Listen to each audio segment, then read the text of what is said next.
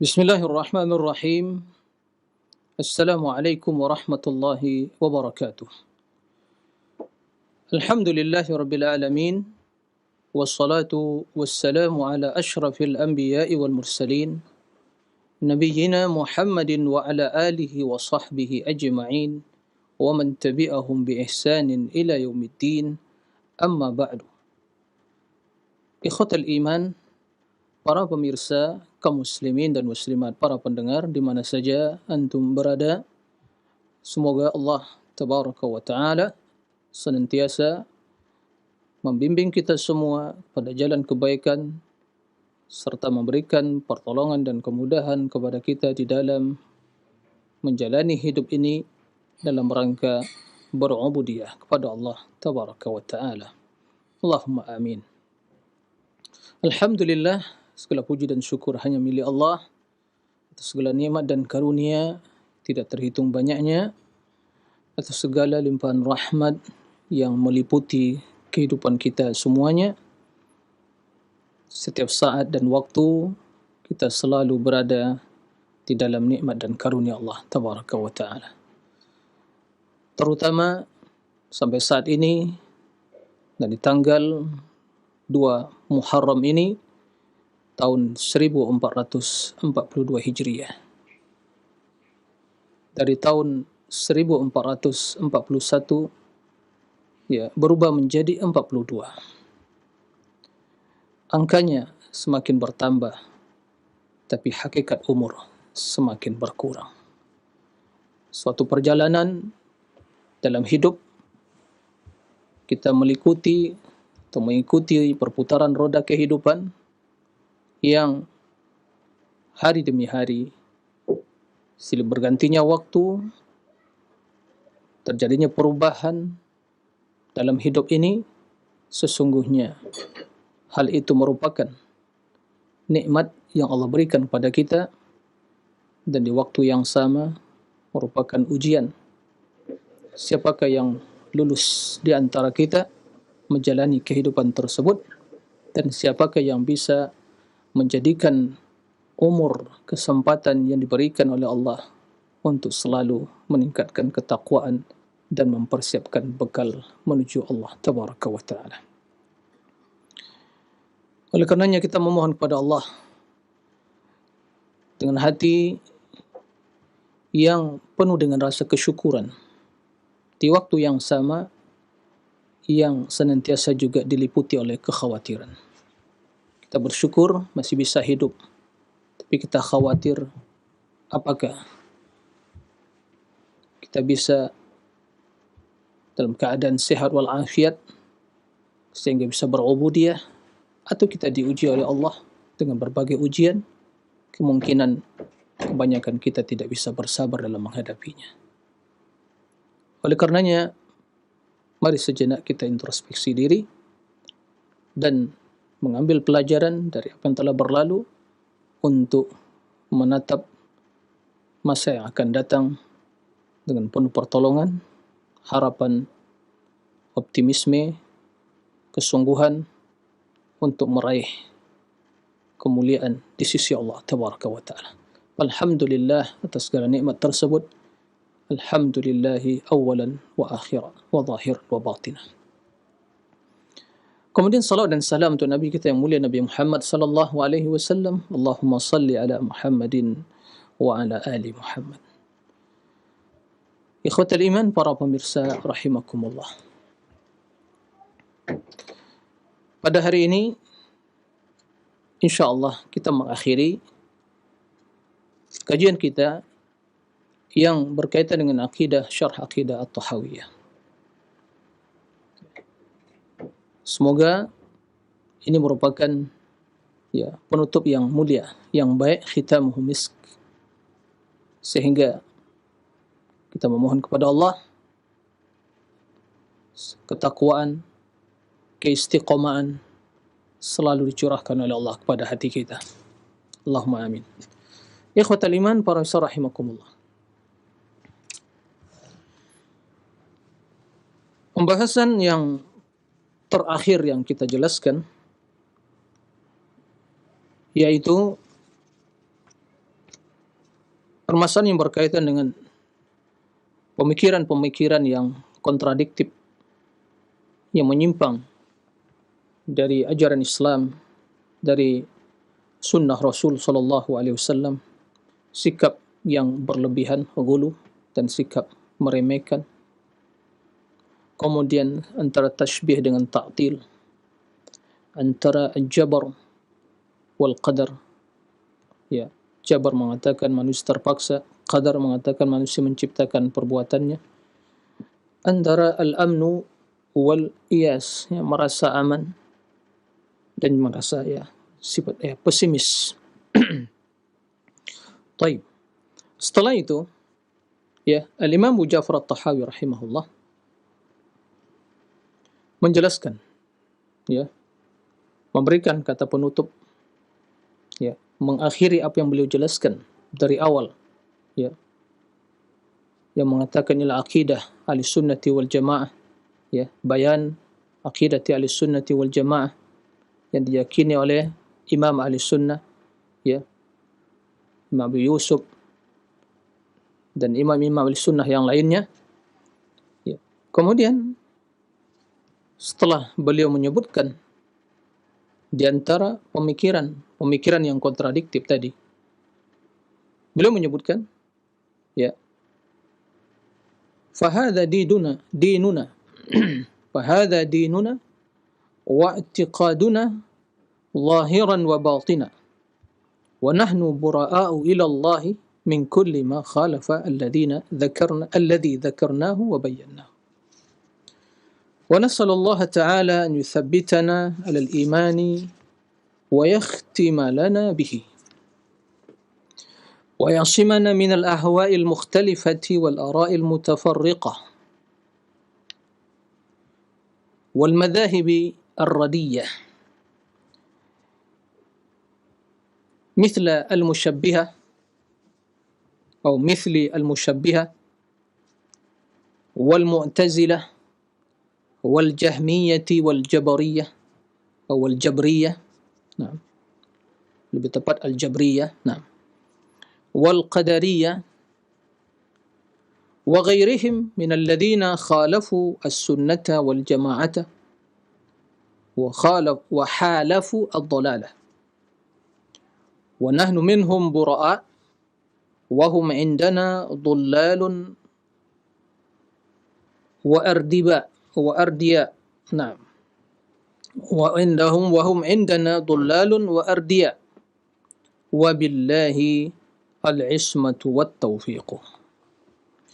Yang artinya, inilah, ya, agama dan akidah kami secara lahir, ya, zahir dan batin, dan kami berlepas diri dari, ya, dari orang-orang yang menyelisihi akidah yang telah kami sebutkan dan yang kami jelaskan. Kami memohon kepada Allah Ta'ala semoga Allah menetapkan kami di atas iman dan mengakhiri kehidupan kami dengan iman. Dan semoga Allah menyelamatkan kami dari hawa nafsu yang bermacam-macam dan pemikiran yang beraneka ragam. Wal madhahib ar-radiyah, dan madhab yang jelek, madhab yang celaka,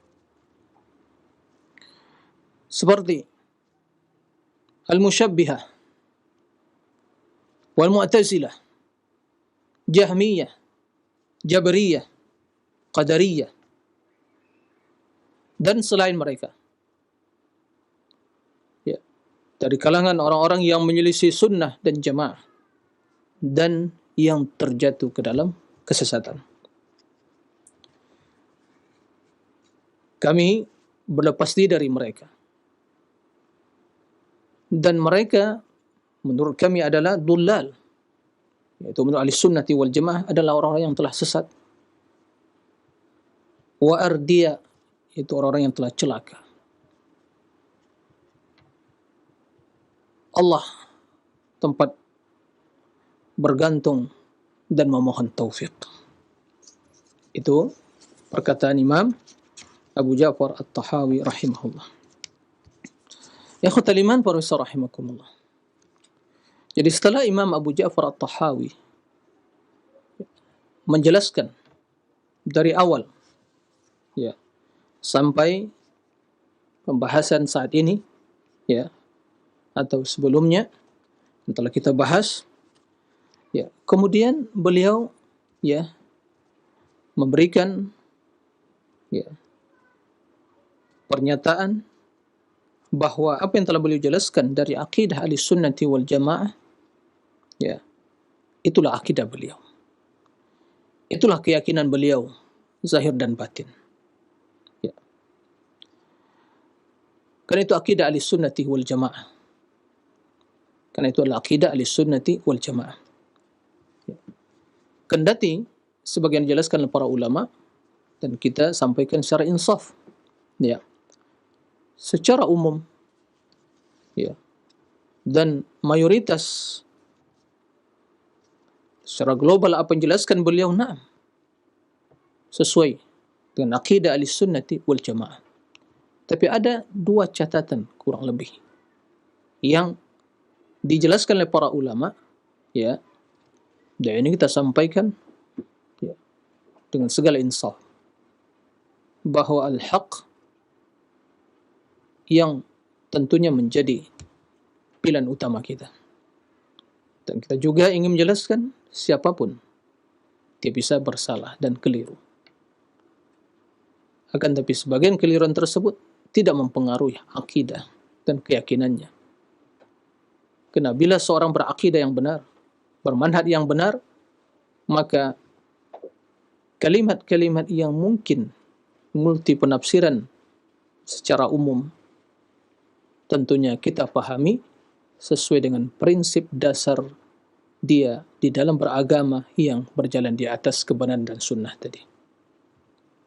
Berbeda tentunya kalimat-kalimat yang diucapkan oleh ahlul bid'ah wal ahwa, ahlul kalam, tentunya kita pahami sesuai dengan prinsip dasar dan pola pikir dan konsep pemikiran dia.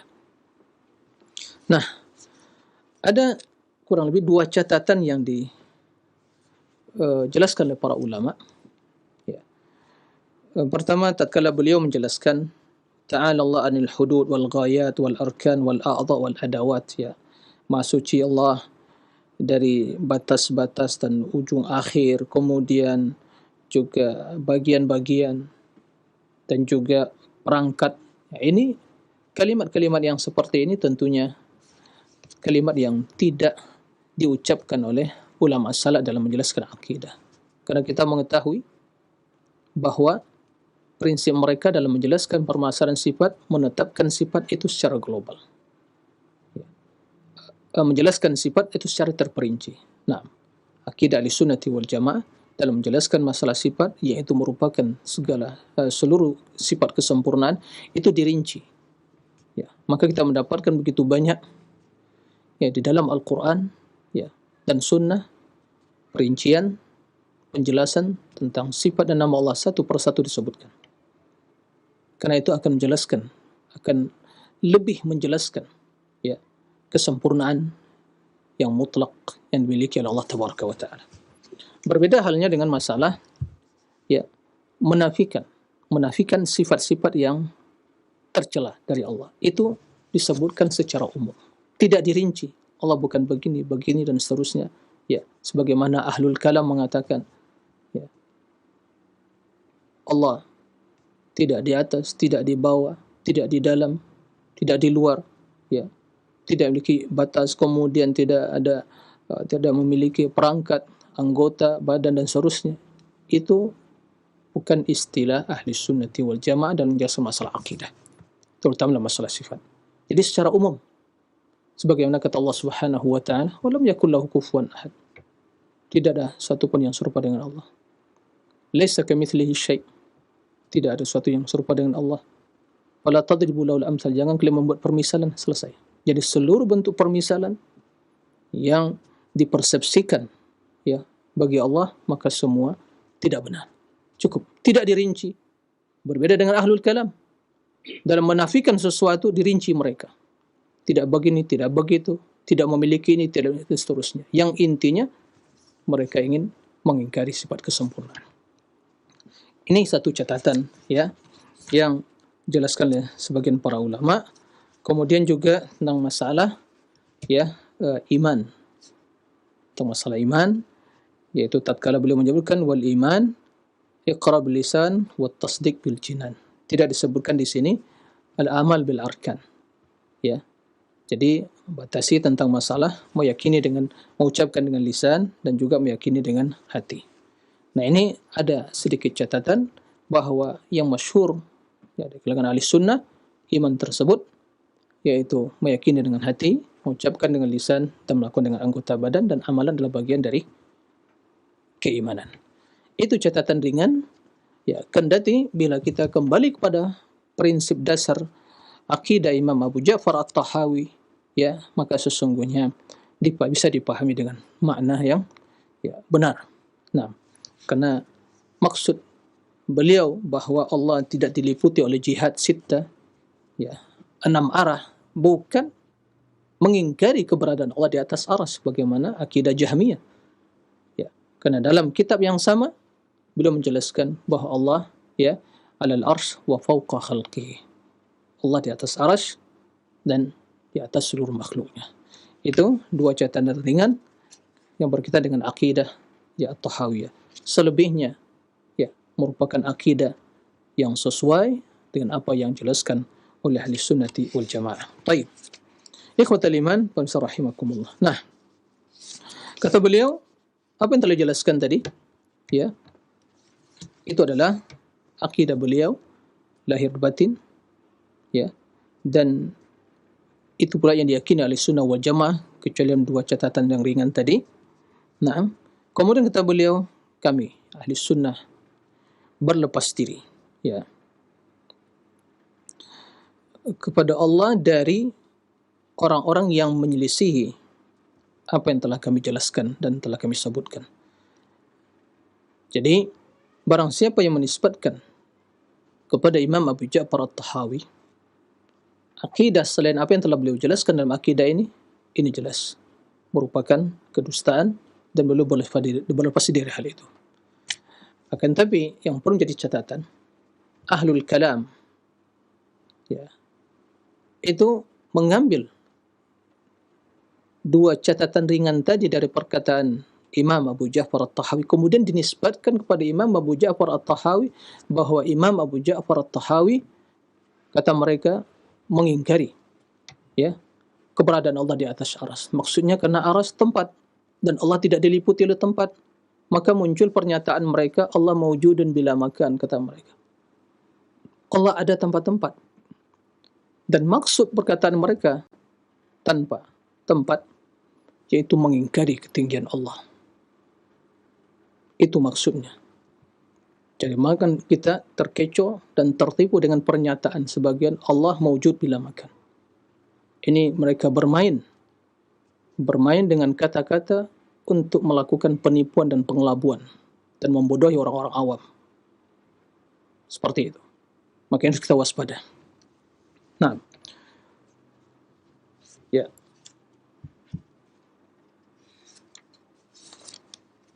Jadi sering ahlul kalam menggunakan perkataan Imam Abu Ja'far At-Tahawi, ya. Kata mereka, Imam Ja'far At-Tahawi mengatakan, la tahwihil jihad as-sid kasair mubtada'at. Allah tidak dilingkupi, ya, oleh arah yang 6. Nah, sebagaimana semua makhluk diliputi oleh arah tersebut. Nah, tidak di depan, tidak di belakang, tidak di kanan, tidak di kiri, di atas, tidak bawah. Tujuannya apa? Mengingkari ketinggian Allah. Itu yang diinginkan. Ini akidah Jahmiyah. Nah, bukan itu yang dimaksud oleh Imam Abu Ja'far At-Tahawi. Karena beliau dalam pernyataan beliau, ya, dalam kitab yang sama, akidah yang sama, beliau mengatakan Allah muhitun, ya, bikulli syai' wa fawqahu. Allah itu meliputi segala sesuatu dan di atas segala sesuatu. Ya, tidak ada pertentangan. Yang berusaha untuk mempertentangkan antara perkataan beliau itu orang yang tidak paham, ya, tidak paham terhadap pernyataan Imam Abu Ja'far At-Tahawi dan tidak paham terhadap akidah Ahlussunnati wal Jamaah. Nah, baik, kita lanjutkan. Kemudian Imam Abu Ja'far At-Tahawi rahimahullah, ya, kami memohon kepada Allah. Nah, beginilah sikap seseorang dalam hidup ini. Apapun yang tadi dia lakukan, apapun akidah yang telah dijelaskan akidah yang benar, maka tentunya bila Allah Subhanahu wa taala tidak membimbing dia dan meneguhkan hatinya di atas akidah tersebut, sungguh tidak akan mampu dia, ya, tegak berdiri di atas akidah dengan kokoh, ya, di atas keyakinan yang benar, ya. Maka beliau memohon kepada Allah Subhanahu wa taala, karena keimanan, keistiqamahan hati di atas iman itu semua karunia dari Allah tabaraka wa taala. Qal wa nas'alullaha ta'ala an yuthabbitana 'ala al-iman wa yakhtim lana bihi. Kami memohon kepada Allah, semoga Allah menetapkan kami di atas keimanan. Naam, zaman sekarang ini kita sungguh sangat membutuhkan doa untuk keteguhan hati dan iman kita. Ya. Karena hidup di lautan, ya, syubhat dan syahwat, begitu besar gelombang yang menerpa kehidupan kita, keyakinan, ya, hati dan, ya, kesucian jiwa kita. Wa yakhtim lana bihi, dan semoga Allah, ya, memberikan penutup, ya, penutup dengan iman, ya, kepada kami. Artinya beliau memohon kepada Allah untuk mendapatkan husnul khatimah. Naam.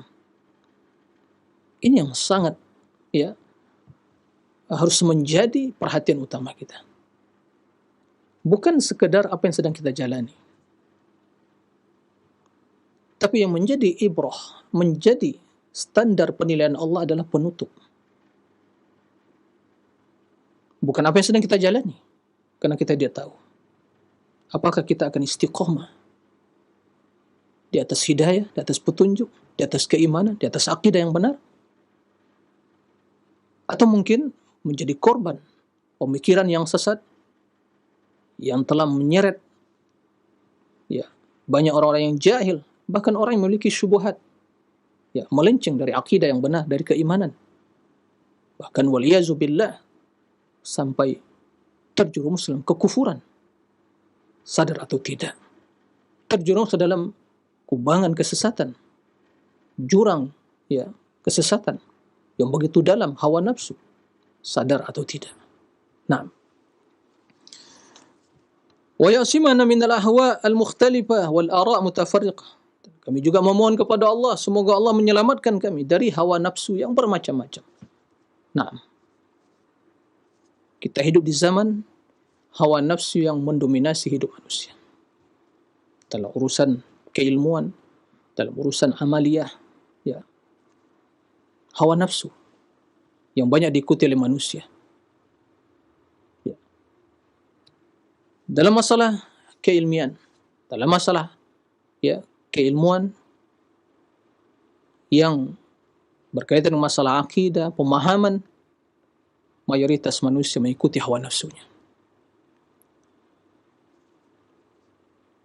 Ya, munculnya berbagai kesesatan dalam pemikiran, kegoncangan dalam pola pikir, kontradiktif dalam metodologi berpikir, ya, keanehan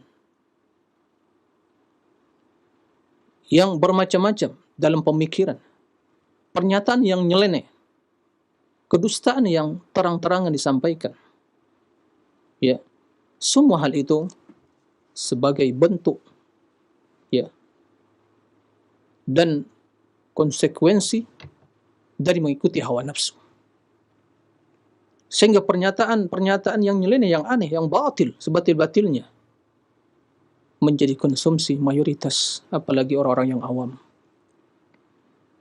Ya, kalau kita melihat dalam persilatan pemikiran di dunia maya, ya, bukan alam nyata, kita akan mendapatkan berseliweran di sana pemikiran-pemikiran, ya, sampah-sampah pemikiran, ya, di tong-tong sampah medsos yang ada. Nah, ini luar biasa. Maka jika Allah tidak menyelamatkan seorang dari hawa nafsu dan pemikiran-pemikiran yang bermacam-macam, ya, wal ara' mutafarriqah, maka sungguh dia akan sesat. Banyak sekali. Makanya sebagai catatan bagi kita, dan pegang prinsip ini, Allah telah menyatakan bahawa setiap orang yang tidak mengikuti kebenaran yang datang dari Allah dan Rasulnya, dia pasti mengikuti hawa nafsunya. Dia sadar atau tidak, dia paham itu atau tidak, dia pasti mengikuti hawa nafsunya. Qala Allah Ta'ala, فَإِنْ لَمْ يَسْتَجِيبُوا لَكَ فَاعْلَمْ أَنَّمَا يَتَّبِعُونَ أَهْوَاءَهُمْ. Jelas sekali. Wahai Muhammad, jika mereka tidak memenuhi seruanmu, tidak menerima yang kau bawa, wahai Muhammad, tidak menerima kebenaran datang darimu, wahai Muhammad, ketahuilah mereka itu hanya mengikuti hawa nafsu. Maka yang menyimpang akidahnya, yang mengingkari sifat-sifat Allah, yang memiliki pemikiran yang ekstrim, yang suka memvonis kafir orang-orang yang menyelisihinya, terutama menghujat penguasa, mengkafirkan mereka, dan pengikut tradisi dan budaya, mewarisi warisan para nenek moyang dalam beragama, ini bentuk-bentuk mengikuti hawa nafsu. Nah, maka kata Allah Subhanahu wa taala kepada nabinya, wahai Muhammad, jangan ikuti mereka. Nah, wala tuti' man aghfalna qalbahu an dzikrina wattaba'a hawah fa kana amruhu furuta. Jangan engkau ikuti orang-orang yang telah kami lalaikan hatinya dan mereka mengikuti hawa nafsunya, dan urusan mereka telah menjadi cerai-berai, berantakan kena hawa nafsu dan lalai dari zikir kepada Allah. Wa in tuti aktsara man fil ardi yudilluka an sabilillah. Muhammad, jika engkau mengikuti kebanyakan manusia yang ada di alam semesta ini, dunia ini, engkau akan sesat dari jalan Allah. Nah, jadi waspada kita, memohon kepada Allah agar kita diselamatkan dari hawa nafsu. Nah, jangan sampai menjadi budak hawa nafsu. Baik. Di antara bentuk, ya, dan ini sangat berbahaya dalam konsep beragama, bentuk yang nyata dalam mengikuti hawa nafsu adalah tatkala seseorang, ya, menjadikan akal pikirannya, ya, menjadi dalil, kemudian wahyu harus mengikuti akalnya. Sebagaimana, ya, konsep beragama ahlul kalam dari berbagai sekte yang, ya, menisbatkan diri kepada Islam. Ya, mereka menjadikan akal mereka sebagai landasan dan wahyu harus mengikuti. Ini adalah bentuk, ya, mengikuti, bahkan inilah ittiba'ul hawa. Nah, hakikat dari mengikuti hawa nafsu. Dari situ muncul berbagai kesesatan pemikiran dan kesesatan dalam amaliyah, perbuatan.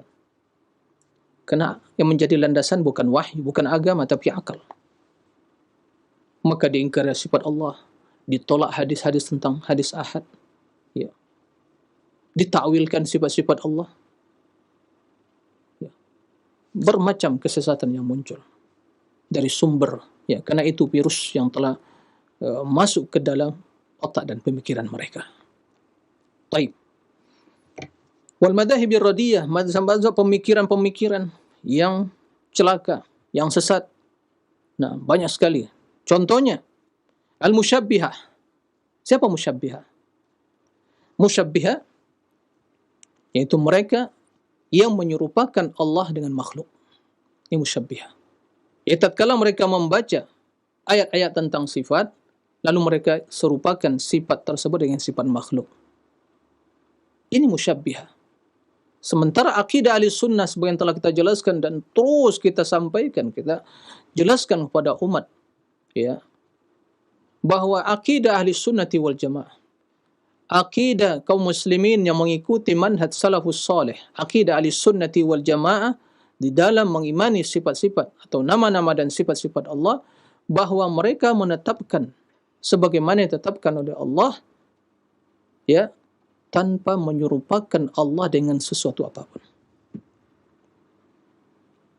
Karena begitu perintah Allah, laisa kamitsli syai' wa huwas samiul basir. Jadi ditetapkan tanpa diserupakan, ya, dan dinafikan tanpa diingkari. Apa maksud dinafikan? Yaitu menafikan, ya, menafikan berbagai sifat-sifat yang mengandung kekurangan, tapi bukan mengingkari sifat-sifat yang telah jelas ketetapannya bagi Allah. Nah, jadi itsbatun bila tashbih wa tanzihun bila ta'til. Ini itsbatun bila tashbih, menetapkan tanpa diserupakan dan mensucikan Allah tanpa mengingkari sifatnya. Ini pegang ini prinsip ini. Karena sering kita mendengar, kenapa kalian mentakwil sifat-sifat Allah? Kenapa diingkar? Ya, Allah itu maha agung. Kita mengagungkan Allah, mensucikan Allah. Allah mengatakan tidak serupa dengan makhluk. Walam yakul lahu kufuwan ahad. Digunakan juga ayat yang sama. Ya, tapi sesungguhnya itu hanya sebagai apa?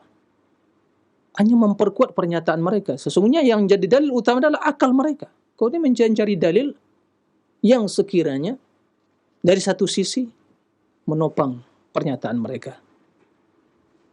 Ya, jelasnya suatu kebatilan.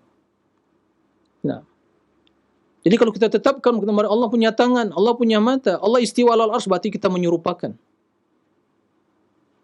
Tashbih. Dan Allah laisa kamitsli syai', kata mereka. Allah tidak menyerupai sesuatu. Maka bagaimana agar selamat? Agar kita mensucikan Allah, mengagungkan Allah? Ya, diingkari, ditakwil.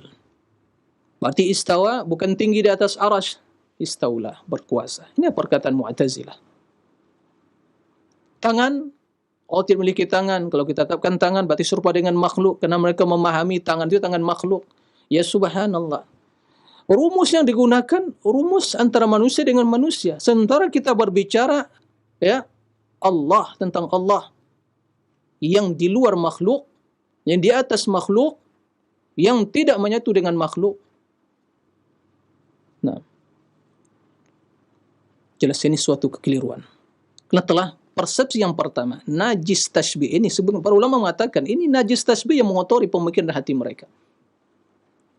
Ya, subhanallah, aina ta'zim lillah? Mana pengagungan kepada Allah tatkala membaca Ar-Rahman ala arsy istawa, summa istawa ala al-arsy, yadullah fawqa aydihim, yanzilu as-sama'id dunya, ya, dan ayat yang lain, hadis yang lain tentang sifat, ya, Allah yang menetapkan.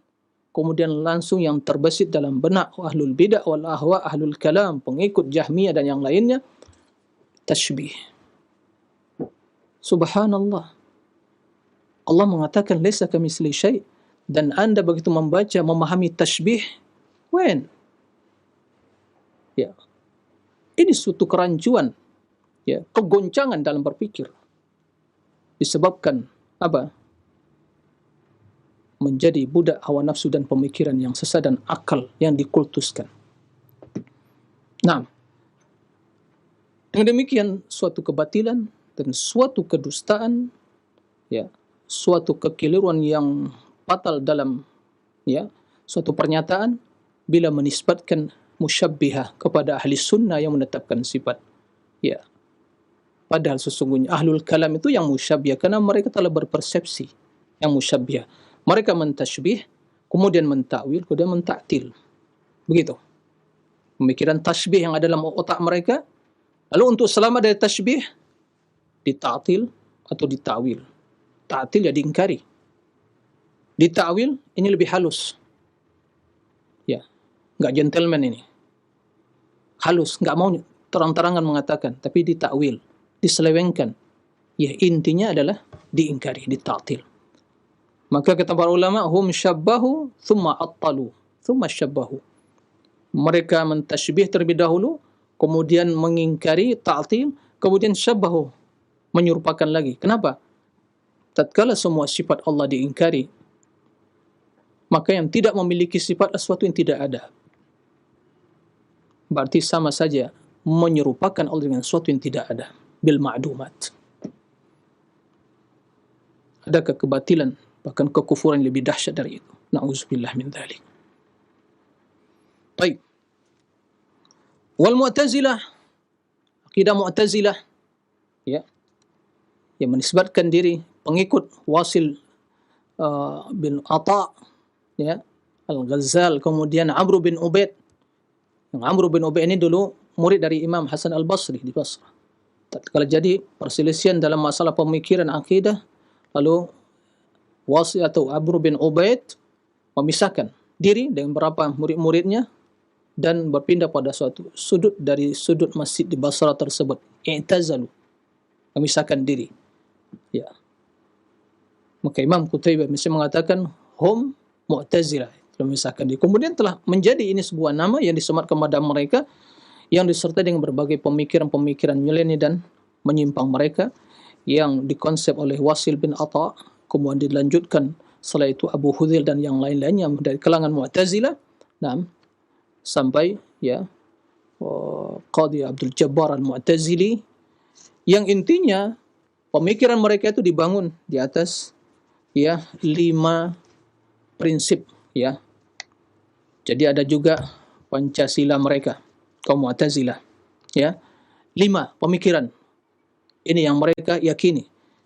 Kelima pemikiran tersebut, ya, yang pertama, jadi kemudian al-adl, keadilan. Yang kedua at-tauhid. Yang ketiga infadul wa'id. Yang keempat manzilah baina manzilatin. Dan yang kelima al-amru bil ma'ruf wan nahyu 'anil munkar. Ya. Ini landasan 5, ya. 5 landasan mereka, pemikiran mereka. Al-adl, keadilan, bagus. Tauhid, bagus. Tapi kalau anda tidak mengetahui maksud mereka adil tauhid, anda akan tertipu. Maksud adil mereka itu, apa maksudnya keadilan? Ya, itu mengingkari takdir.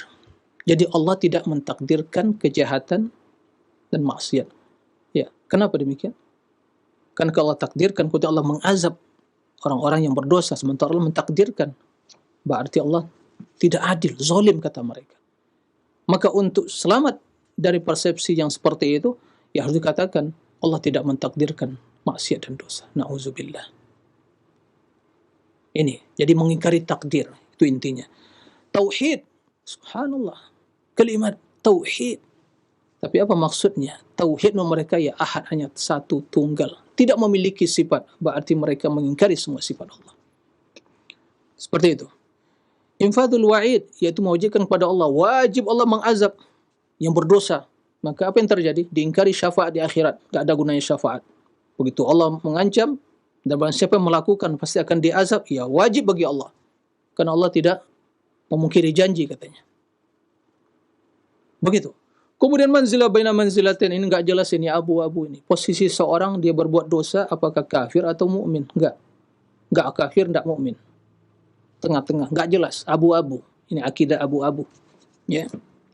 Kemudian amru bil ma'ruf nahyi munkar, diselipkan di situ menghujat penguasa pemerintah. Karena ini ingkar mungkar. Ya. Begitu menurut mereka. Ini secara umum tentang Mu'tazilah. Nah, kita berlepas dari hal itu semua. Kemudian wal Jahmiyah, pengikut Jaham bin Safwan, ya, yang mengambil akidah Ja'ad bin Dirham. Ja'ad bin Dirham mengambil pemikirannya dari kelompok As-Sabi'ah, kaum falsafah, falasifah, ya. Jadi sumbernya bukan dari Islam. Maka Jahmiyah yang mencetuskan akidah yang batil, kesesatan, mengatakan bahwa mengingkari kalamullah, Allah tidak berbicara dengan Musa, kepada Musa. Kalamullah Musa taklima, tidak, kata dia. Kemudian manusia terpaksa al-jabr. Ya. Kemudian di antara pemikiran Jahmiyah ini, neraka dan surga itu akan ya tidak kekal abadi. Dan keimanan itu hanya ma'rifah, sudah yakin, mungkin pengetahuan, sudah beriman. nggak sholat pun ya, nggak beramal ya, nggak ada masalah. Kemudian kata dia, kekufuran itu hanya kejahilannya itu kufur. Padahal banyak bentuk-bentuk kekufuran. Nah, jadi kemudian mengingkari sifat Al-Jahmiyah. Jadi semua orang-orang yang mengingkari sifat-sifat Allah Tabaraka wa Ta'ala, ini ya sumber pengambilannya dari pemikiran Jahmiyah. Jadi bukan ahli sunnah yang mengingkari sifat Allah, mengingkari tinggian Allah di atas aras, keberadaan Allah di atas aras. Ahli sunnati wal jamaah, ahlul hadis, as-salafus salih, Nabi dan para sahabat dan orang-orang yang beriman meyakini bahwa Allah Tabaraka wa Ta'ala fauqa khalqih, ala arsyih, di atas seluruh makhluknya, di atas aras makhluk yang paling tinggi. Allah tidak menyatu dengan aras. Allah tidak butuh kepada aras. Allah maha tinggi. Ya. Bukan Allah berada di mana-mana, atau Allah ada tempat-tempat. Apa maksud tempat? Apakah tempat yang dimaksud diliputi oleh makhluk, atau tempat yang di bawah, atau di atas, yang itu adalah tempat yang relatif dalam hidup ini, dalam alam ini, atas, bawah, ya, seperti itu. Ini bagian atas, ini bawah, ini relatif. Kalau saya putar begini, yang bawah jadi atas. Sebaliknya juga, kiri, kanan, kiri. Bila saya putar ini, kanan menjadi kiri. Ini relatif. Depan, belakang. Tatkala saya menghadap, ya, berbalik arah, yang belakang jadi depan, yang depan jadi belakang. Itu kan relatif. Ini di alam semesta ini. Ini di alam semesta ini. Itulah yang jihad sittah, arah yang 6 tadi. Itu alam. Sementara Allah di luar alam. Makhluk yang paling tinggi aras, dan Allah di luar alam. Karena aras bagian dari alam. Maka dalam hal ini, tatkala kita berbicara tentang sifat Allah, ketinggian Allah, bila dibandingkan dengan makhluk, maka hanya ada 2 arah saja. Ya. Tinggi dan bawah.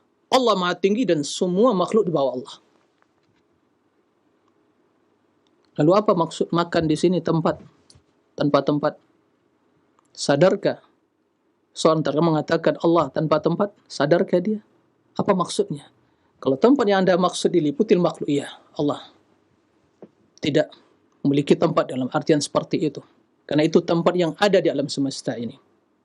Maha suci Allah dari hal itu. La yuhituna bi ilma, tidak mungkin diliputi oleh Allah Subhanahu. Mereka tidak akan bisa meliputi Allah Tabaraka wa Ta'ala. Ya. Tidak akan mungkin.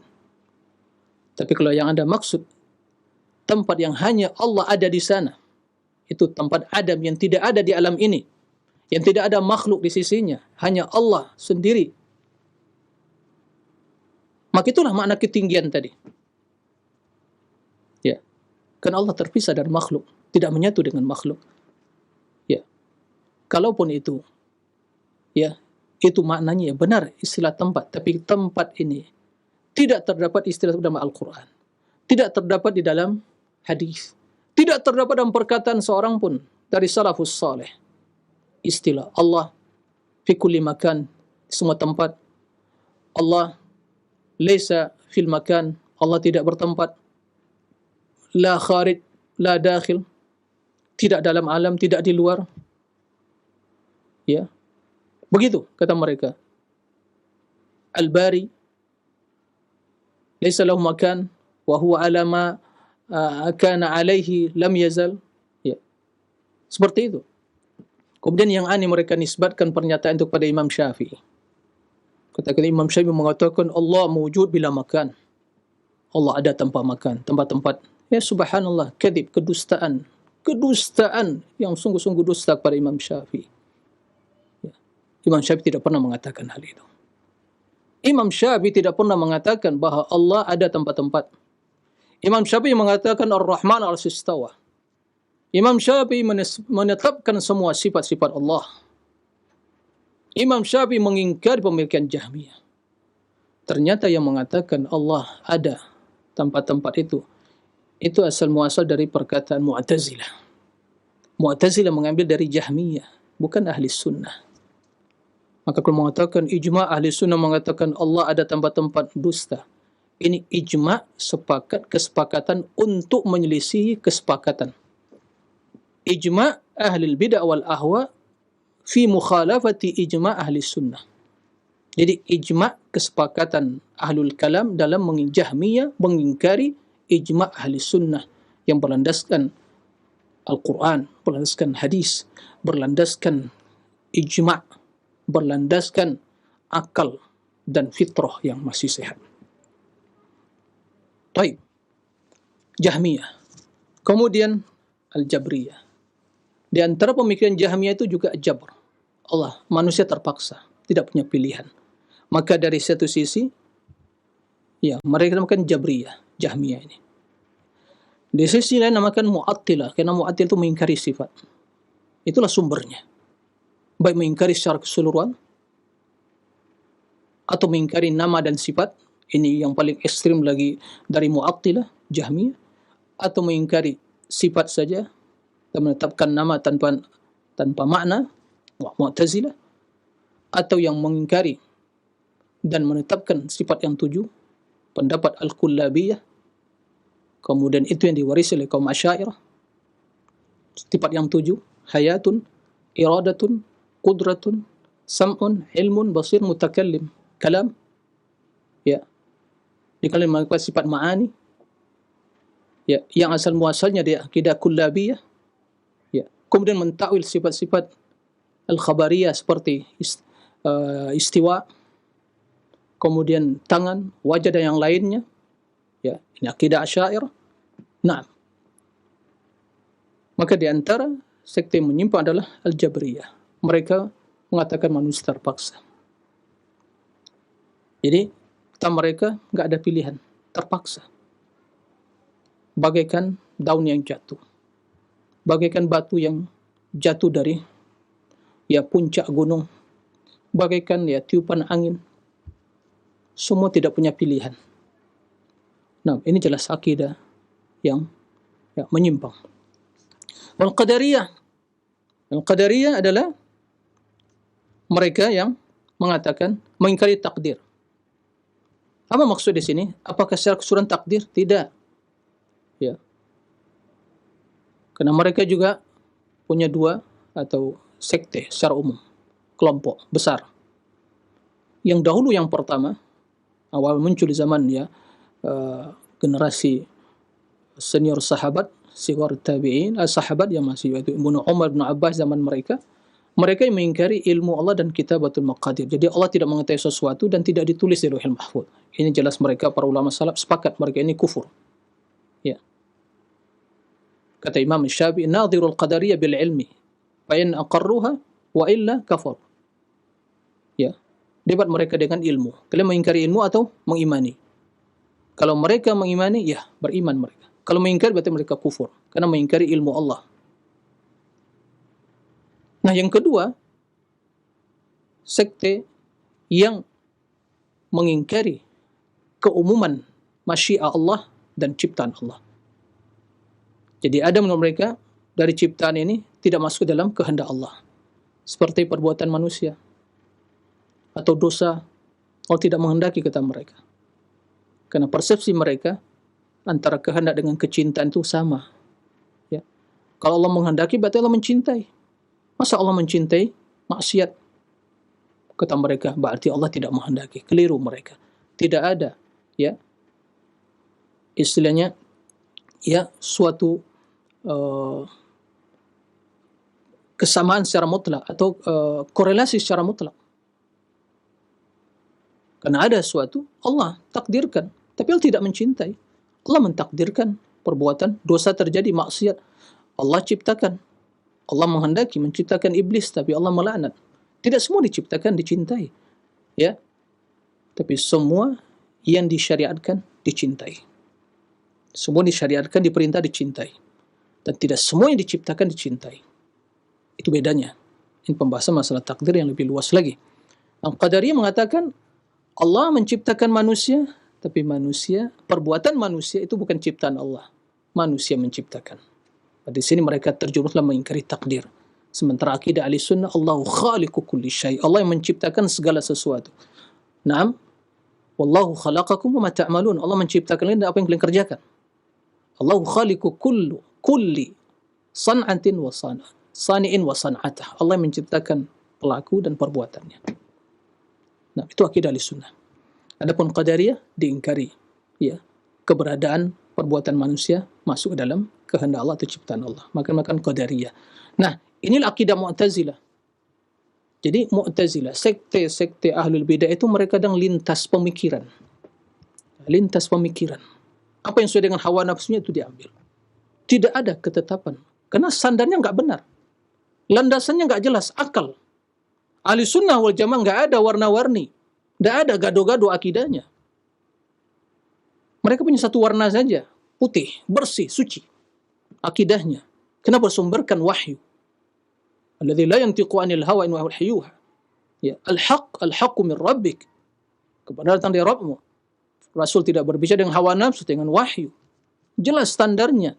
Maka akidah mereka dari zaman Rasul SAW sampai detik ini, akidah ahli sunnah sama, tidak ada perbedaan. Dan bila kita baca karya tulis para ulama ahli sunnah, ya, tentang akidah, perbedaan redaksi mereka tapi substansi sama. Ya. Teks berbeda tapi konteks sama. Tidak ada perbedaan. Karena masih mengungkapkan, ya, sudah kemampuan mereka dalam mengungkapkan, tapi teksnya berbeda, konteksnya sama. Silakan dilihat, silakan dibaca. Tidak ada perbedaan sama sekali dalam masalah akidah.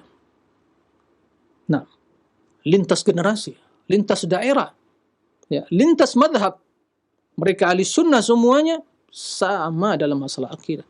Sepakat bahwa Allah istawa ala arsy. Nah, sepakat menetapkan sifat-sifat Allah. Imam yang 4 sepakat akidahnya. Enggak ada, ya, imam yang 4, ya, dia mengatakan, ya, akidah saya Jahmi, ya, madhab saya Syafi'i, madhab saya misalnya Hanafi, atau madhab saya Maliki, kemudian akidah saya Asy'ari atau Mu'tazili. Enggak ada seperti itu. Enggak ada. Ini jelas kontradiktif dan kesesatan yang nyata. Nah, kemudian wa ghairihim, dan selain mereka banyak sekali, apalagi zaman sekarang ini. Nah, yang menyelisih ahli sunnah wal jamaah. Minal ladzina khalafu sunnah wal jamaah, yang menyelisih sunnah wal jamaah, yang menyelisih ahli sunnah wal jamaah. Tapi siapa ahli sunnah wal jamaah? Jangan keliru. Ya. Ahli sunnati wal jamaah yang setia mengikuti sunnah, yang mengikuti jamaah, akidah mereka, pengamalan mereka dibangun di atas Al-Quran dan sunnah. Bukan tradisi, bukan pemikiran, bukan hawa nafsu, bukan warisan para leluhur. Ya, tidak. Qala Allah wa qala Rasul. Ini ahli sunnah, ini maksudnya, jangan disalahpahami. Oh iya, ini ahli sunnah wal jamaah ini. Ya. Berarti ini kelompok kita ini. Jangan. Ahli sunnah wal jamaah bukan, ya, monopoli kelompok tertentu. Ahli sunnah wal jamaah adalah setiap orang yang berjalan di atas Al-Quran dan Sunnah, mengikuti ijma' dan mengikuti manhaj salafus salih dalam beragama, dalam berakidah, dalam beramal, dalam akhlak. Ini prinsip mereka dalam beragama. Yang mereka mengedepankan wahyu daripada akal, dan akal tidak mereka pertentangan dengan wahyu. Ya, karena akal yang sehat tidak akan bertentangan dengan wahyu atau dalil yang sahih.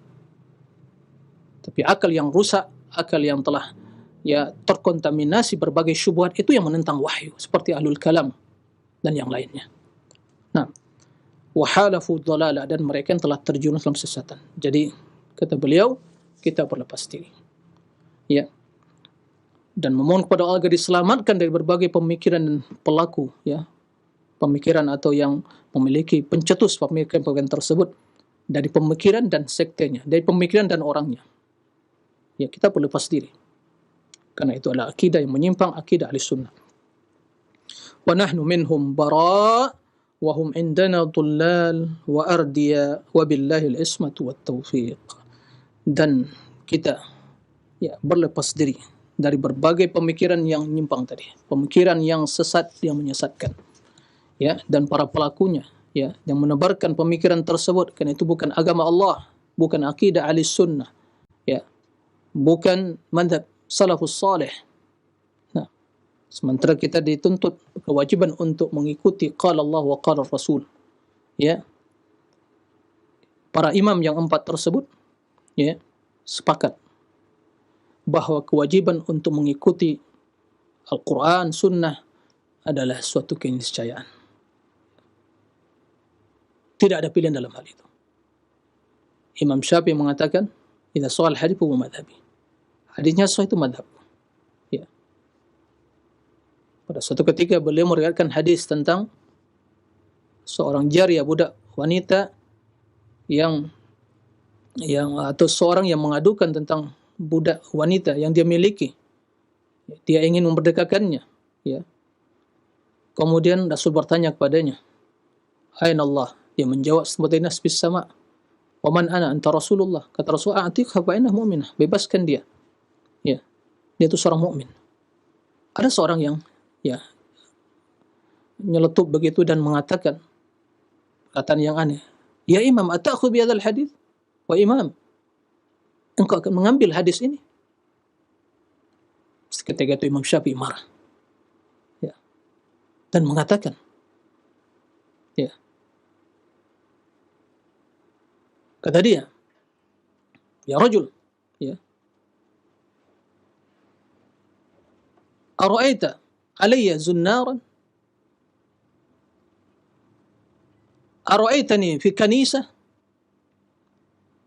Ma ana illa fi baitin min buyutil muslimin, fi baitin min buyutillah."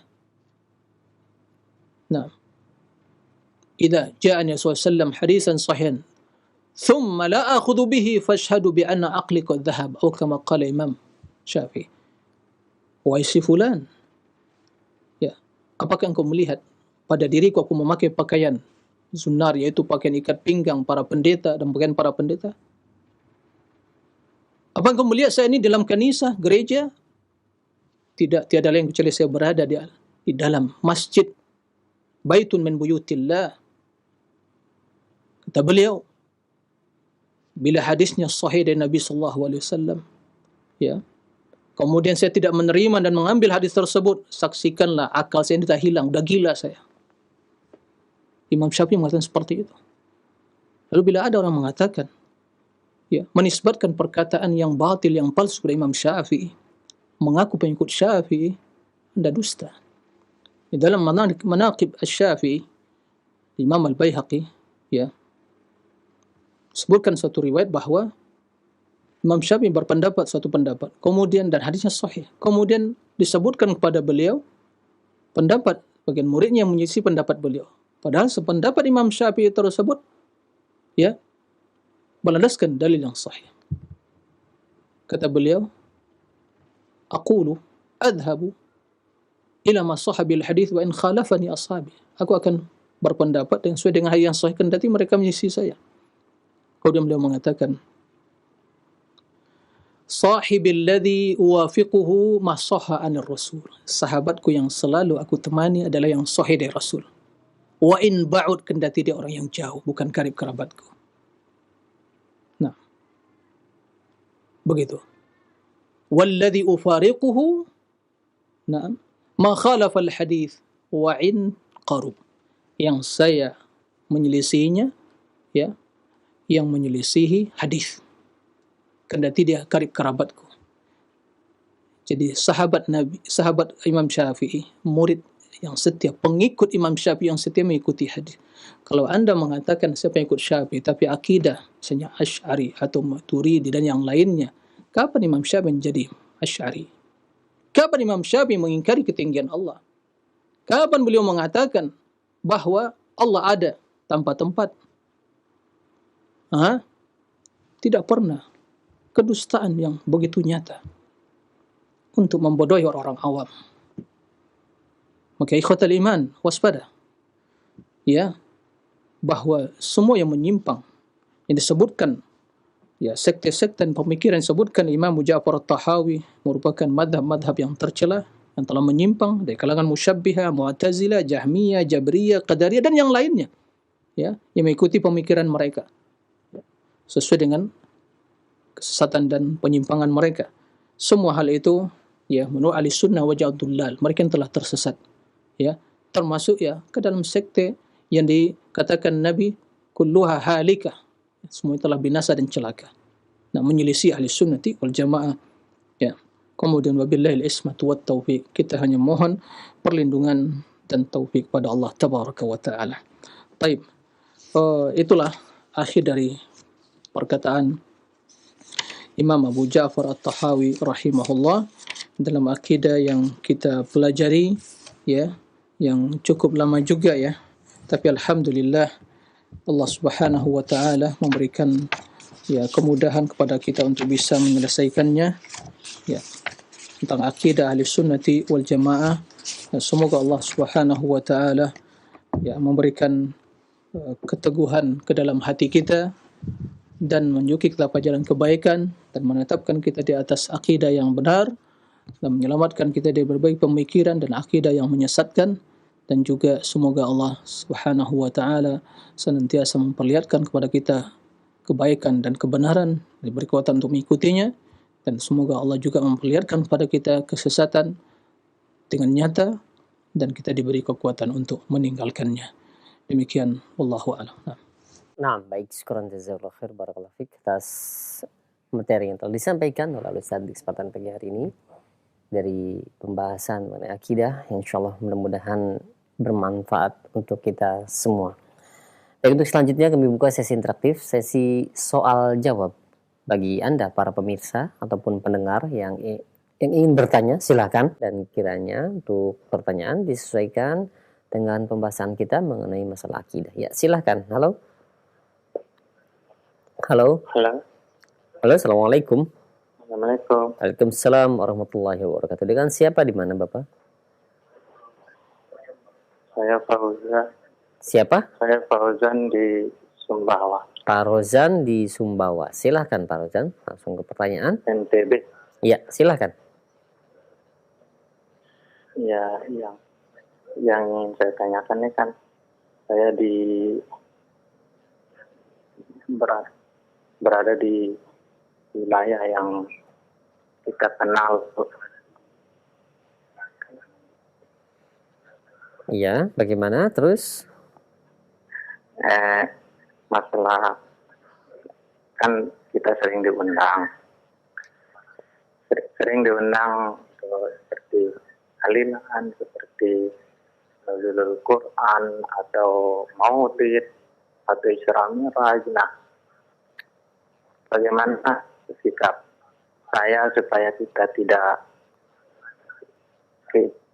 tidak namanya dikatakan belagak sok lah istilahnya. Baik. Supaya kita tetap malum kita belum tahu adab-adabnya lah gitu. Nah, supaya kita tetap menjalin hubungan yang baik lah gitu. Nah, bagaimana nasihatnya Pak Ustaz ya? Ya, baik. Pak Rozan yang berada di NTB, ditunggu jawabannya. Terima kasih banyak. Nah, Pak Ustaz ya. Iya, afwan. Assalamualaikum warahmatullahi wabarakatuh. Waalaikumsalam warahmatullahi wabarakatuh. Nah, silakan Ustaz. Baik, terima kasih kepada Pak Fauzan di Sumbawa, ya, NTB. Barakallahu fiik. Pertanyaannya, ya, bagaimana sikap kita dalam menghadapi berbagai ya hal yang kita hadapi di tengah masyarakat yang ya, tidak sesuai dengan prinsip ya ahli sunnati wal jamaah atau sesuai dengan tuntunan Allah dan Rasulnya. Sebutkan tadi berbagai ya peringatan dan juga ya acara-acara yang seperti itu. Sesungguhnya perlu dipahami, tatkala kita kembali kepada tuntunan Rasulullah, menjalankan syariat Islam dengan benar secara kafah, ini sama sekali tidak bertentangan dengan berbuat baik kepada sesama. Karena ranah untuk berbuat baik banyak sekali, luas sekali. Permasalahan kita mengamalkan din, mengamalkan agama sesuai yang kita ketahui, kewajiban kita mengikuti Rasul, ini adalah hal yang wajib kita lakukan. Tidak boleh alasan kita nanti kalau saya tidak melakukan dikucilkan. Dikatakanlah ya gelagak sok lah, ya, dan seterusnya. Ya, nanti ya kan nih pura-pura alim lah, ya. Dan bahkan lagi mungkin disematkan ini ya ajaran baru lah. Nah, ini agama baru dan diolok-olokkan, ya. Itu semua ya hendaknya jangan sampai menjadi sebab kita surut dari megang kebenaran dan mengamalkan. Saya ingin bertanya, tatkala nanti di alam kubur, di alam barzakh, apakah bermanfaat sikap kita yang lembek seperti itu? Sikap yang ya kesana sini, ikut sana, ikut sini, dengan alasan perasaan gak enak. Ya, pelan perasaan itu. Karena dalam kubur tidak akan ditanya perasaan. Kenapa ya Allah gak enak, ya Allah nanti orang mengatakan saya begini seterusnya. Di dalam akhirat juga tidak pernah seperti itu. Ditanya, man nabiyuk? Siapa nabimu yang kamu ikuti? Nah, jadi ini satu sisi. Lalu sikap kita gimana? Ya, dengan bijak kita sampaikan, dengan ilmu, bertanya landasannya. Nah, bukan caci maki, ya, bukan menghina, tapi sampaikan. Ya akhi, wahai saudaraku, ya, saya bukan orang yang anti bermasyarakat, tapi saya dalam beragama, kita dalam beragama tentu dituntut untuk meneladani Rasul. Ini bekal menghadap Allah. Saya akan ikut dalam berbagai ya kerjasama, kegiatan, kemaslahatan bersama. Tapi permasalahan dalam masalah prinsip, masalah akidah, dalam masalah amaliyah, nggak ada paksaan. Apakah dia bertanggung jawab nanti? Apakah Anda bertanggung jawab sisi Allah terhadap mungkin penyimpangan, salah dosa yang saya lakukan, Anda yang akan memikul nanti? Nah, jadi dengan cara yang baik. Nah, terus bertutur kata yang baik, memberikan yang terbaik, ya, dan mendoakan kebaikan bagi mereka, ya, mengunjungi mereka ya, di lain kesempatan, ya, menanyakan kondisi, ya. Jadi ini aktif dalam masyarakat, bukan kita ikut-ikutan, ya, ikut-ikutan terjerumus dalam penyimpangan, nggak boleh. Di prinsip, maka lebih baik berterus terang dengan cara yang baik, yang bijak daripada kita, ya, tidak mau berterus terang, kemudian jadi beban pikiran kita, yang inti-intinya, ya, kita juga tidak bisa maksimal dalam beramal dan beragama, ya, harus mengikuti mereka, tidak enak, ya.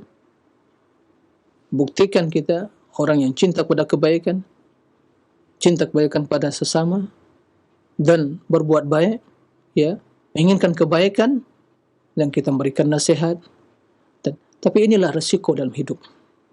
Ini pilihan, yang setiap pilihan pasti ada, ya, konsekuensinya. Tapi tidak ada masalah. Kalau memang konsekuensi adalah kita harus, ya, kembali kepada Allah, kembali kepada Rasul, kembali pada agamanya. Kendati mungkin manusia, ya, tidak merestui perbuatan kita. Ini yang memang dalam hidup.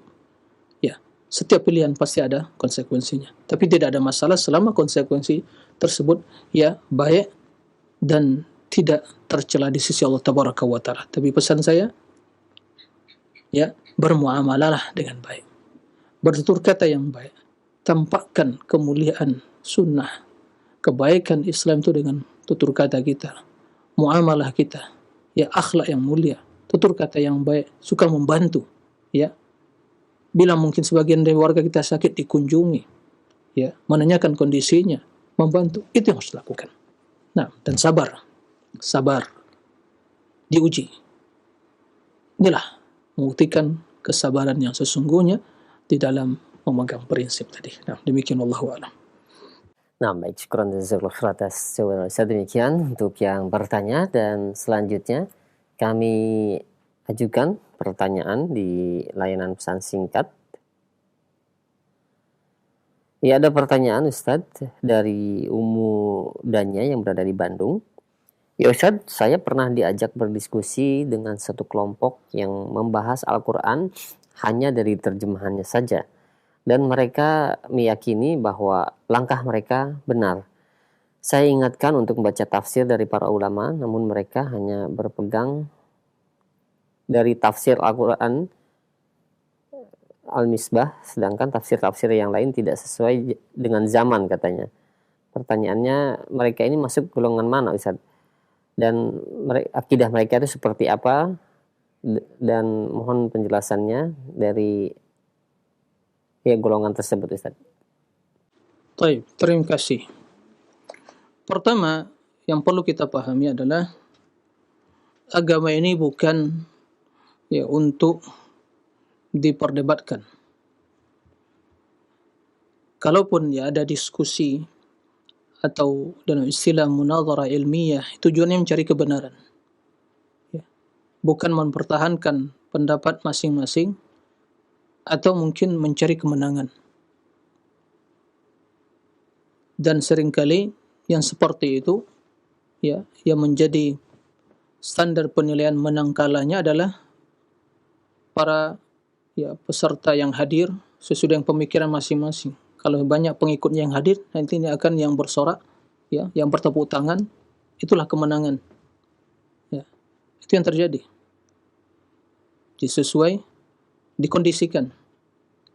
Maka Islam bukan hanya seperti itu. Dan seorang meninggalkan perdebatan, apalagi debat kusir yang tidak berujung dan berpangkal. Gak jelas pangkalnya dan mana ujungnya. Awalnya mana, gak jelas. Karena tidak ada landasan yang jelas dalam diskusi, tidak ada batasan, dan juga tidak ada konsep yang jelas, seperti kebanyakan yang terjadi sekarang ini. Yang satu tidak mengimani Al-Quran, yang satu mencela sahabat, yang satu yang mentakwil sifat, yang mengatakan akal sudah kedepankan, yang satu mengatakan akal harus menjadi dalil, wahyu mengikut. Lalu tatkala kita suguhkan ayat-ayat dalil-dalil tentang sifat Allah, dia tidak akan menerima. Kenapa? Memang pada dasarnya tidak mengimani Al-Quran sebagai dalil, akal. Jadi segudang, berapapun gudang kita berikan dalil nih, sahih, tidak akan diterima. Kenapa? Karena akal. Itu permasalahan. Jadi, kalau kita melihat para ulama berdiskusi, tujuan al-haq, mereka tidak peduli dari perkataan siapa muncul kebenaran tadi, karena itu tujuannya. Nah, ini yang sehat.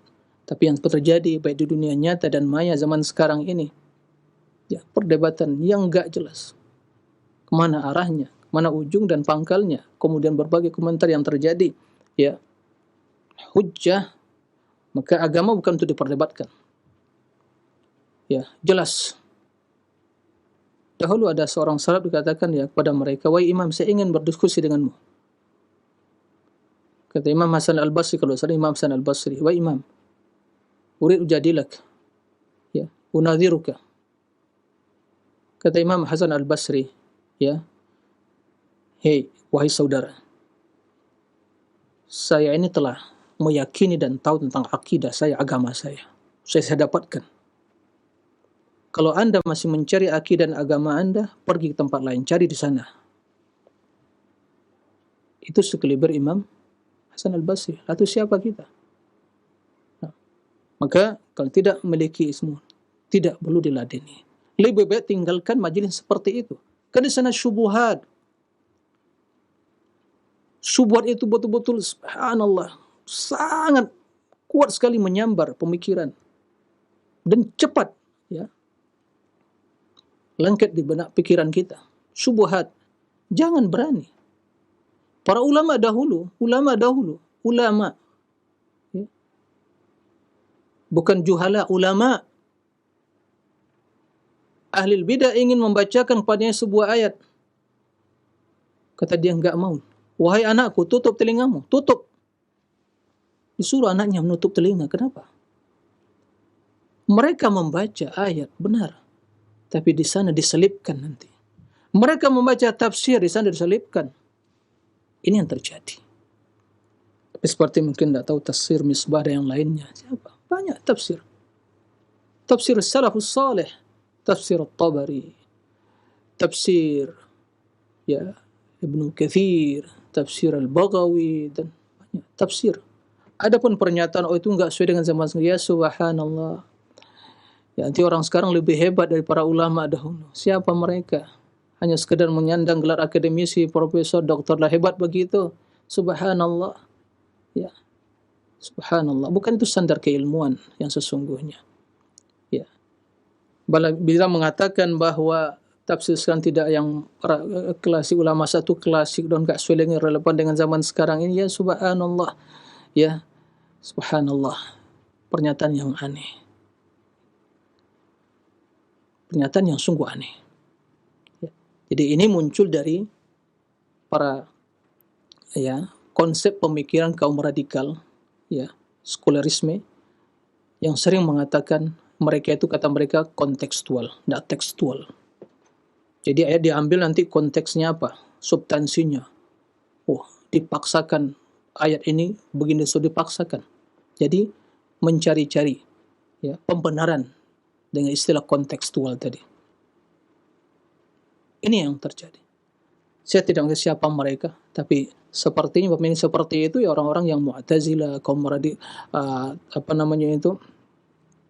pemikiran-pemikiran kaum liberal, kaum Mu'tazilah, yang sering berbicara tentang agama atau ayat-ayat dengan akal mereka, dengan prinsip-prinsip teori-teori akal mereka, logika mereka, kemudian mengingkari berbagai prinsip-prinsip yang telah mendasar dan telah disepakati ahli sunnah dalam masalah akidah, kemudian berusaha menggabungkan, jadi mengkolaborasikan berbagai pemikiran-pemikiran tadi, maka dituangkan dalam karya-karya tulis mereka. Diambil semua pemikiran-pemikiran tadi, yang pemikiran Mu'tazilah lah, pemikiran Jabariyah, pemikiran yang Asy'ariyah dan juga Jahmiyah dan lain, kemudian disatukan, digodok kembali, didaur ulang lagi, muncul casingnya baru, pemikirannya sama. Intinya seperti itu. Maka jika kita ingin selamat dalam memahami kalamullah, dalam memahami kalamur Rasul sallallahu alaihi wasallam, kembalilah kepada orang-orang yang berilmu. Bukan kembali kepada sekadar orang yang menyandang gelar akademisi yang tinggi, berilmu. Begitu. Kembalilah kepada orang yang berilmu, yang memahami akidah yang benar, memahami pemahaman yang benar, memahami kalamullah azza wa jalla, membaca kitab-kitab para salafus salih. Islam yang landasannya Al-Quran dan hadis relevan dengan setiap saat dan waktu. Bila Anda mengatakan tidak relevan lagi tafsir yang menafsirkan kalamullah, kalau itu mau benar tafsirnya, boleh jadi dua kemungkinan. Bila tafsiran tersebut, tafsiran yang betul ditafsirkan oleh ayat Allah yang lain, lalu diingkar tidak relevan, Anda berbahaya. Ini bisa menjerumuskan dalam kekufuran. Karena Al-Quran saling menafsirkan. Tapi kalau yang dimaksud mungkin para ulama berijtihad, mengambil istinbat, dalil-dalil, hasil penelitian mereka membaca, membandingkan, kemudian sesuai dengan kaedah-kaedah ilmiah yang benar, lalu menunjukkan, ayat ini menunjukkan pada yang demikian, yaitu ditopang dengan dalil-dalil yang lain. Ini adalah penafsiran yang benar. Kalau itu diingkari, bisa dua kemungkinan. Dia tidak memahami perkataan ulama tadi, atau karena dia hanya melihat sebatas zahirnya saja, lalu terkontaminasi dengan pemikiran-pemikiran ahlul batil zaman sekarang yang mengatakan, itu enggak sesuai lagi, zamannya enggak berbeda. Subhanallah. Kalaupun zamannya berbeda, timbul permasalahan di tengah-tengah masyarakat, permasalahan kontemporer, nazilah istilahnya, maka para ulama yang mampu memberikan hukum setelah membandingkan sekian banyak kaedah-kaedah umum dalam syariat Islam, kemudian melihat latar belakang permasalahan yang terjadi, sebabnya, lingkungan dan kondisinya, mereka cocokkan mana yang lebih sesuai, maka di situ diambil hukumnya. Itulah ranah ijtihad para ulama. Tidak semua bisa berijtihad. Maka dalam hal ini jelas hal yang tidak benar. Maka saya berharap tidak perlu hadir dalam diskusi seperti itu. Jadi yang sering terjadi bukan Al-Quran yang bermasalah, pemahaman yang nyeleneh tadi yang bermasalah. Al-Qurannya benar, tapi ditafsirkan dengan yang lain. Seperti yang saya contohkan tadi, Allah mengatakan Laisa kamitslihi syai'. Wa huwas samiul basir. Jelas, tidak ada yang serupa dengan Allah. Tapi ahlul kalam juga menggunakan laisa kamitslihi syai', tapi tujuannya apa? Diingkari sifat-sifat Allah. Kenapa? Karena kalau ditetapkan nanti apa yang terjadi? Menyerupai sifat makhluk. Dan Allah tidak menyerupai makhluk, laisa kamitslihi syai'. Ini yang pemikiran yang jelas. Seperti juga sebagian mengatakan, wa'bud rabbaka hatta ya'tiyakal yaqin. Ayatnya benar. Ibadatilah Rabbmu sampai datang keyakinan. Orang-orang sufi sampai tingkat pada ya ittihadiyah, ya, yang mengatakan hulul. Allah menyatu, Allah berada di mana dan juga Allah menyatu dengan makhluk. Begitu sampai tingkat seperti itu mengatakan kalau seorang telah sampai ke tingkat tertinggi dalam ma'rifah, keyakinan, sudah gugur kewajiban agama. Enggak sholat lagi, enggak puasa lagi. Kenapa? Udah yakin. Berarti batas ibadah itu sampai yakin. Kalau udah yakin, ketemu yakin, udah enggak perlu lagi. Ayatnya yang gunakan Al-Quran. Tapi pemahaman yang jelek. Dan banyak sekali contohnya. Ya, ini hal yang harus diperhatikan. Nah, demikian Allahu a'lam. Baik, syukran jazakallahu khair atas jawaban Ustaz. Demikian untuk penanya yang di pesan singkat. Masih kami ajukan kembali. Ya, ada pertanyaan Ustaz. Dari penanya tidak disebutkan nama dan tempatnya. Ustaz, saya ingin bertanya bahwa kita memahami setiap umat Islam itu Al-Quran dan hadis menjadi pedoman dalam menjalankan syariah. Namun mengapa mesti ada kelompok-kelompok Islam atau mazhab? Apakah Al-Quran dan hadis itu memang multitafsir, Ustaz? Mohon penjelasannya. Baik. Terima kasih atas pertanyaannya. Ya, kita memahami umat Islam, landasan mereka di dalam beragama Al-Quran dan hadis. Ya. Lalu kenapa terjadi ada madhab, ada kemudian pemikiran muncul, pemahaman, sehingga apakah Al-Quran itu multitafsir? Jawabannya, sisi pertama, ya, benar bahwa landasan umat Islam dalam beragama adalah Al-Quran dan Sunnah. Ya. Dan ini kita yakini. Dalil dari Al-Quran dan hadis banyak sekali menjelaskan tentang hal. Akan tetapi, ya, akidah, manhaj, konsep beragama yang diyakini oleh ahli sunnati wal jamaah di dalam memahami Al-Quran dan hadis, bahwa mereka sepakat untuk kembali kepada pemahaman para sahabat Rasulullah, tabi'in dan atba'ut tabi'in, yaitu salafus salih. Ya. Mereka sepakat. Ini ahli sunnati wal jamaah. Ya. Mereka sepakat dalam hal itu. Bahwa kembali pada Al-Quran dan hadis dipahami sesuai dengan pemahaman para salafus salih. Karena mereka sahabat yang menyaksikan turun wahyu, tentu mereka yang lebih paham tentang maknanya. Karena Rasul, kita bersaksi bahwa Rasul telah menyampaikan lafaz-lafaz Al-Quran dan maknanya. Bahkan tujuan utama dari membaca lafaz Al-Quran adalah maknanya. Mustahil Rasul hanya menyampaikan saja secara lafaz, ya, ayat-ayatnya, tapi tidak menjelaskan makna. Mustahil. Mereka telah paham. Maka mereka mengajarkan, mengetahui ilmu dan amalannya. Lalu mereka pindah pada ayat yang lain. Begitu konsep mereka. Ya, Allah perintahkan kita untuk mengikuti muhajirin wal ansar dan beragama dan memahami agama ini. Dan ini kesepakatan ahli sunnah. Sebagai nukil Imam Abu Hasan al-Ash'ari dalam kitab Risalah ila ahli Thaghar, disebutkan Imam Abu Mudhaffar as-Sam'ani Syafi'i dalam kitab Intisar li Ashabil Hadis, dan Imam Syafi'i dalam risalah beliau, ya, Al-Baghdadi yang ditulis di Baghdad awal-awal, bukan risalah yang tentang usul fikih, mengatakan bahwa para sahabat, ya, mereka lebih utama dari kita dalam segala hal. Maka perkataan mereka lebih baik, ya, dari perkataan kita untuk diri kita sendiri. Ya. Perkataan yang senada diriwayatkan dari Imam Abu Hasan Hasan al-Basri, dinukil oleh Imam Abu Sa'id Ad-Darimi dalam kitab Rad al-Basir Bisil Marrisi, bahwa tatkala Imam Hasan al-Basri ditanya, "Wahai Imam, apakah semua yang kau fatwakan ada dalilnya?" Kata beliau, "Tidak semua yang kami fatwakan ada dalilnya. Tentu istimbat dan yang lainnya. Ya. Tapi tentunya yang kami fatwakan, perkataan kami lebih baik bagi diri mereka dari perkataan mereka bagi diri mereka sendiri." Ini generasi tabi'in. Ya. Ya.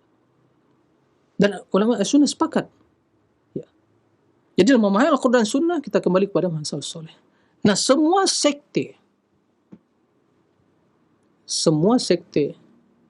yang dikatakan Nabi kullu halika, sebabnya adalah tatkala mereka mengetahui dan mereka semua sepakat. Sekte Ahlul Bait sepakat dalam menyelisih salafus saleh. Ya. Ajma'u. Ya. Sepakat mereka. Tarku intihali madhabis salaf. Meninggalkan madhabis salaf. Maka apa yang terjadi? Kegoncangan dalam berpikir. Kontradiksi dalam berpikir. Muncul berbagai pemikiran-pemikiran. Kenapa kaum Khawarij menyimpang? Kemudian sulit dengan Syiah Rafidhah. Karena meninggalkan ulama, para sahabat yang masih hidup zaman tersebut, meninggalkan Ali, Uthman, bahkan mereka mengkafirkan, meninggalkan Ibnu Abbas, Ibnu Umayyah masih hidup, dan para sahabat yang lain. Ini telah muncul fitnah yang pertama terbunuh Uthman. Kemudian muncul fitnah yang kedua, muncul Qadariyah dan Murji'ah. Kenapa? Meninggalkan perkataan para sahabat tabi'in yang. Setelah itu muncul Jahmiyah. Kenapa?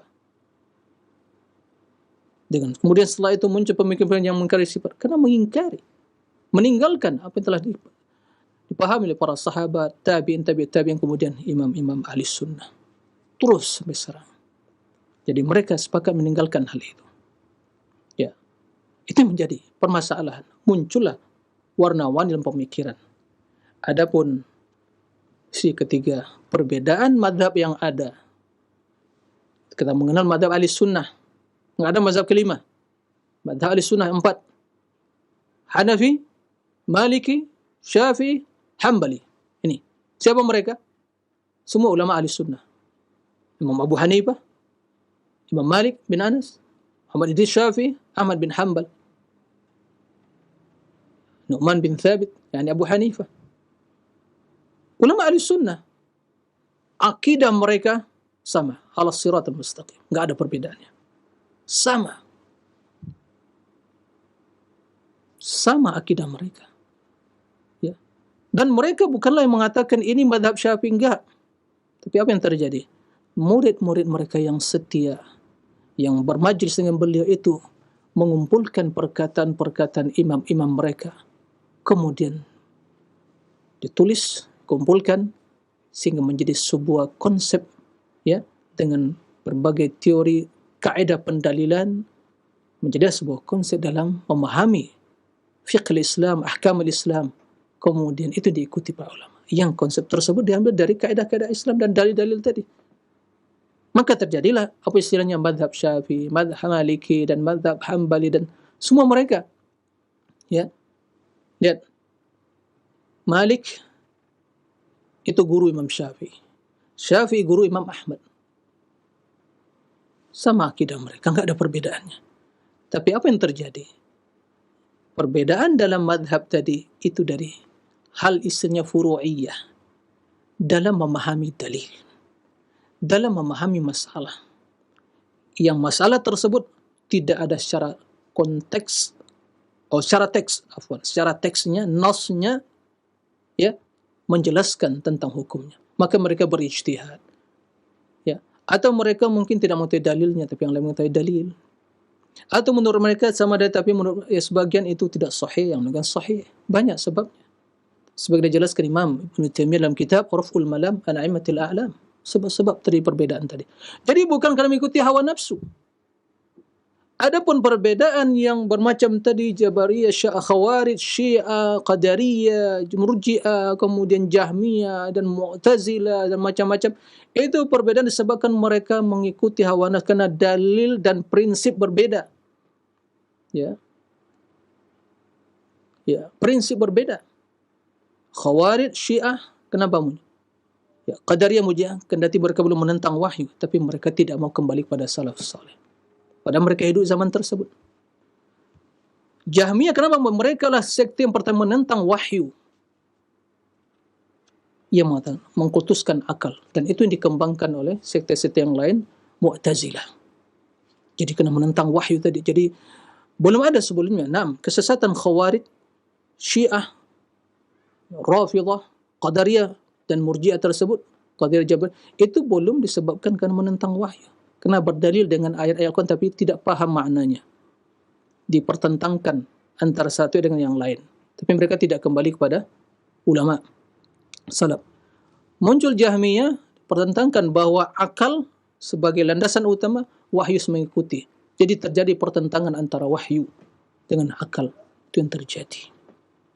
Oleh kerana itu, kembali saya kesimpulan bahawa tidak ada perbedaan dalam mazhab itu hanya masalah pemahaman dan segi furu'iyah, dan itu tidak tercela selama dalam konteks dan ranah ijtihad yang benar. Dan siapa mereka? Ulama, bukan juhala seperti kita. Ya. Atau seperti yang zaman sekarang ini berijtihad. Ya. Tapi akidah mereka sama. Dan semua yang menyimpang di Ahlussunnah wal Jamaah tadi penyebabnya kan mengikuti hawa nafsu dan kena menyelisihi madhab salafus salih, kan para sahabat, tabi'in dan atba'ut tabi'in. Demikian, itu pertanyaan, saya berusaha meringkasnya tapi masih panjang sebenarnya. Ya. Mudah-mudahan apa yang saya jelaskan tadi menjadikan penggambaran yang jelas kepada kita tentang memahami ya inti permasalahan yang sesungguhnya. Demikian, wallahu a'lam, wa sallallahu wa sallam Muhammadin wa ala alihi wa sahbihi wa sallim, walhamdulillahi rabbil alamin. Subhanakallahumma bihamdik, asyhadu an la ilaha illa anta astaghfiruka wa atubu ilaih. Wassalamu alaikum warahmatullahi wabarakatuh.